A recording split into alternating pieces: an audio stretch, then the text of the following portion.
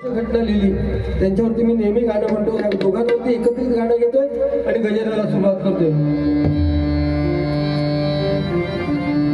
दोनच राजे इथे गाजले,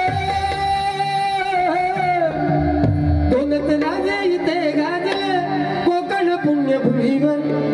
दोनच राजे इथे गाजले कोकण पुण्यभूमीवर. एक त्या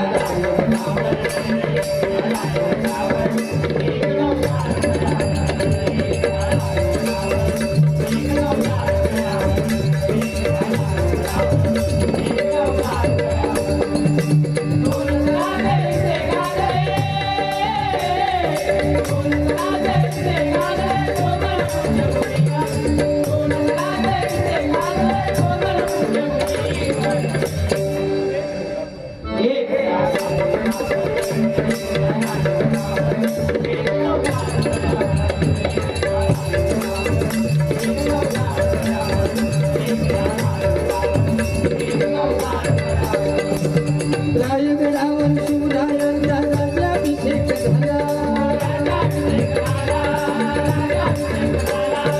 दलितांनी दलितांचा राजा महाविभूषित केला. अरे शिवरायांच्या हातामध्ये तलवार भवानी होती. त्याच भवानी कधी भवाना आपले होती.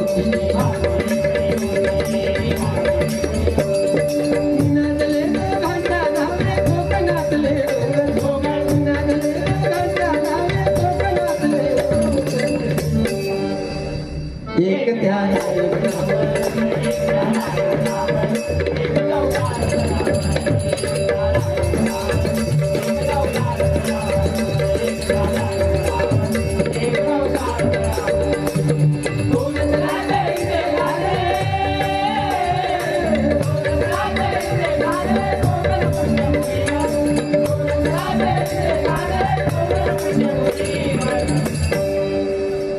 एक ध्यान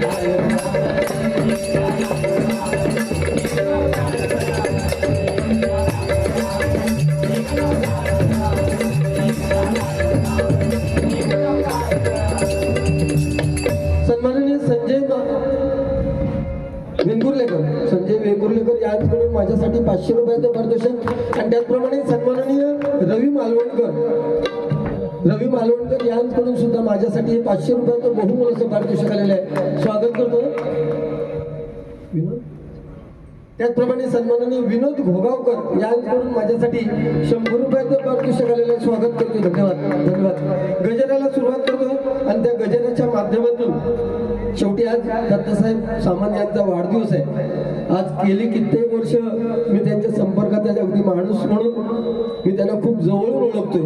त्यांच्यावरती सुद्धा एक काव्य लिहिण्याचा प्रयत्न केलाय आणि काल त्यांच्या वाढदिवसाला सुद्धा मी या ठिकाणी आलेलो होतो आणि हजारो लोकांच्या गर्दीमध्ये एक जण त्या ठिकाणी बॅनर घेऊन आलेले होते. खूप छान त्या बॅनरवरती मेसेज एक टाईप केलेला होता.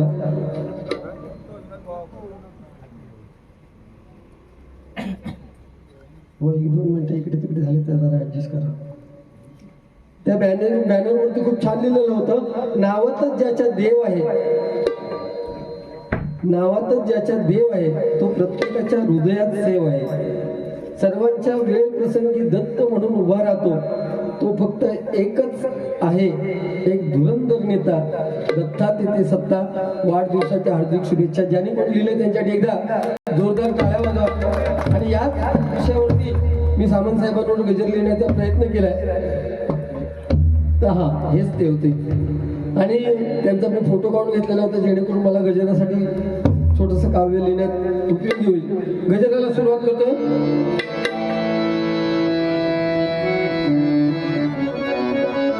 कण मनात हाय, कण कणात हाय, देव नुसतंच नाही विटेवर. देव दगडात आहे, देव दगडात आहे हे सांगण्यात माणूस यशस्वी झालाय, परंतु माणसात देव आहे हे सांगण्यात अजूनही माणूस यशस्वी झालेला नाही. मला वाटत नाही की तो यशस्वी होईल, कारण याच्यासारखी माणसं युगात है। एक कलाकार ईश्वर की मूर्ति बनाने वाला एक कलाकार ईश्वर से कहता है, ईश्वर की मूर्ति बनाने वाला एक कलाकार ईश्वर से कहता है, हे ईश्वर तू भी एक कलाकार है और मैं भी एक कलाकार हूँ। तूने मेरे जैसे असंख्य पुतले बनाकर इस धरती पर भेजे हैं और मैंने तेरे जैसे असंख्य पुतले बनाकर इस धरती पर बेचे हैं। फर्क इतना है, तेरे बनाए हुए पुतले आपस में झगड़ा करते हैं और मेरे बनाए हुए पुतले के आगे अपना सिर झुकाते हैं। हा देवातला मी आपला फरक आहे, लक्षात घ्या, बरोबर ना? म्हणून काय म्हणतो बा, तन मनात हाय मन मनात हाय देव नुसतंच नाही विटेवर, तन मनात हाय कण कणात हाय देव नुसतंच नाही विटेवर। हे आयुष्य आहे बघलंय सुंदर, हरी नाम देव सुंदर, हे आयुष्य आहे बघलंय सुंदर, हरी नाम देव सुंदर, हे आयुष्य आहे बघलंय सुंदर, हरी नाम देव सुंदर, तन मनात हाय कण कणात हाय, तन मनात हाय कण कणात हाय देव नुसतंच नाही विटेवर, देव नुसतंच नाही विटेवर। हे आयुष्य आहे बघलंय सुंदर, हरी नाम देव सुंदर, हे आयुष्य आहे बघलंय सुंदर, हरी नाम देव सुंदर। याची टोपी त्याला, त्याची टोपी याला, याची टोपी त्याला, त्याची टोपी याला, अशी कशी जीत जगाची,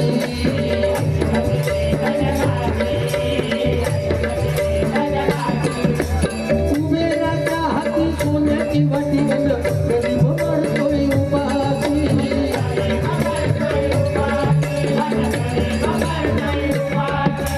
अफळे अफळे कर्माची फळे चुकणार नाही कोणाची,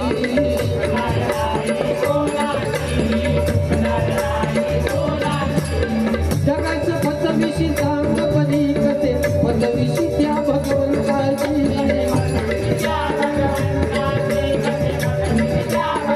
कर्माची फळं ही आपल्यालाच काय त्या देवांना सुद्धा भोगावी लागली। म्हणून महाभारताचं युद्ध 3 दिवसात संपवण्याची ज्याची ताकद होती ना, त्या बर्बरिकला सुद्धा स्वतःची मुंडी श्रीकृष्णाकरवी उडून घ्यावी लागली आणि संपूर्ण महाभारत मुंडी बाजूला ठेवून बघावं लागलं, लक्षात घ्या। आणि त्या बर्बरिकने सुद्धा, म्हणजे बर्बरिक असा होता, श्रीकृष्णाने सांगितलं तू कोणाच्या बाजूने मदत करणार, ज्याची बाजू कमी आहे त्याच्या बाजूने मी मदत करणार म्हणून श्रीकृष्णाला सांगितलं होतं। आणि तेव्हा श्रीकृष्णाने ओळखलं याच्यामध्ये 3 बाणामध्ये संपूर्ण महाभारत संपवण्याची ताकद आहे आणि जर कौरवांची बाजू घेतली तर रिझल्ट काहीतरी वेगळा लागेल।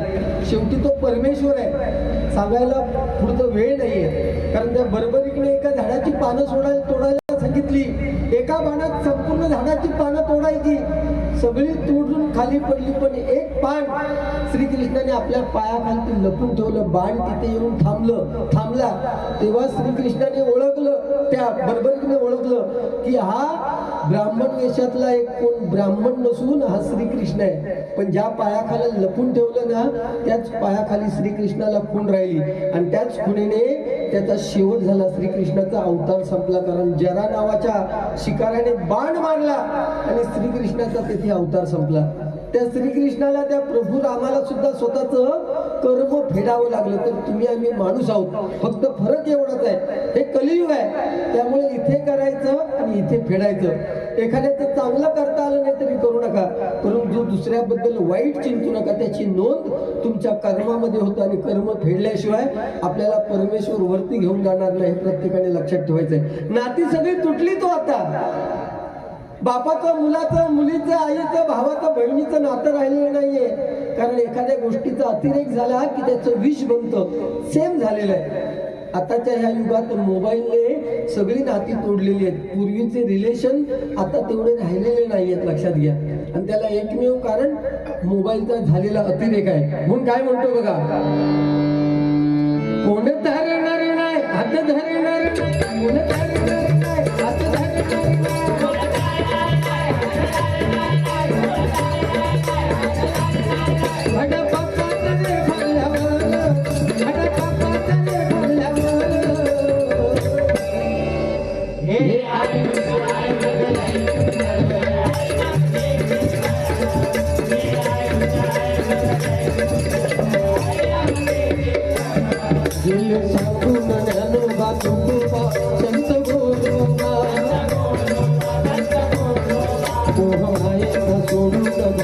जीवना माझं जीवना ज्ञानोबा तुकोबा संत गोरोबा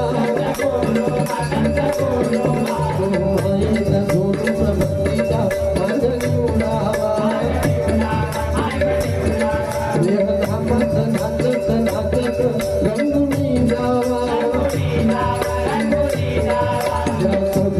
रूपाचं अखंड देह चितवावा. हे आपलं महाराष्ट्र आहे आणि ह्या महाराष्ट्रामध्ये छत्रपती शिवाजी महाराज जन्माला आले, छत्रपती संभाजी राजे जन्माला आलेले आहेत, बाबासाहेब आंबेडकर सगळे जास्तीत जास्त संत आहे आपल्या महाराष्ट्रात जन्माला आले. म्हणून या एवढ्या मोठ्या भारत देशात आपल्याच राज्याचं नाव हे महाराष्ट्र ठेवलेलं आहे, लक्षात ठेव.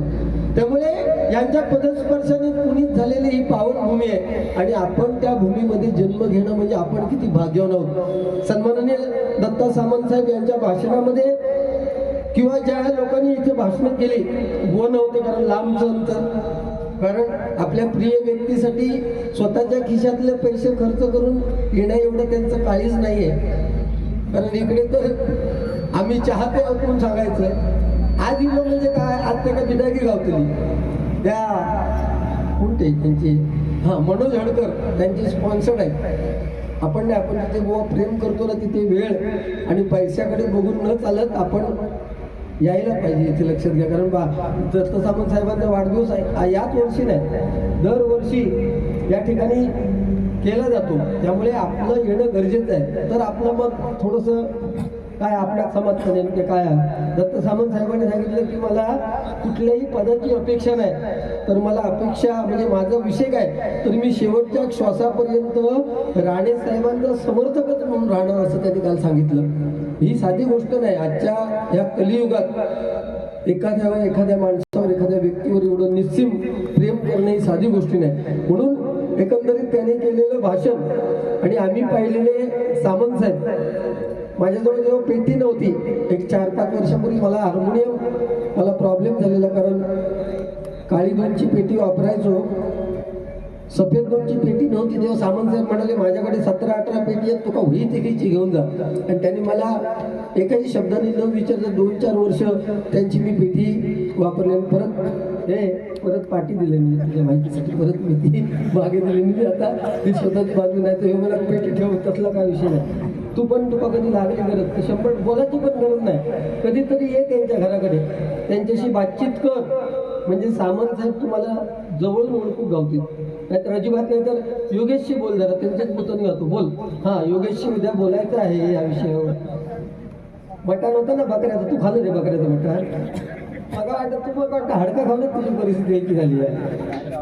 जाऊ दे, ठीक आहे. शेवटी आज वाढदिवस आहे सामंत साहेबांचा आणि त्याने खूप शांत चित्ताने घेतलेलं आहे. त्या का माहिती आहे, आज जर आपण बोललो तर आपले सुद्धा त्याच पद्धतीत बारी होणार, म्हणून त्याने खूप मागे ओढलेली आहे. त्यामुळे मी सुद्धा काय जास्त बोलणार नाही, कारण तो माझा मित्र आणि मित्राची कमीपणा केलेला माका म्हणजे आवडत नाही.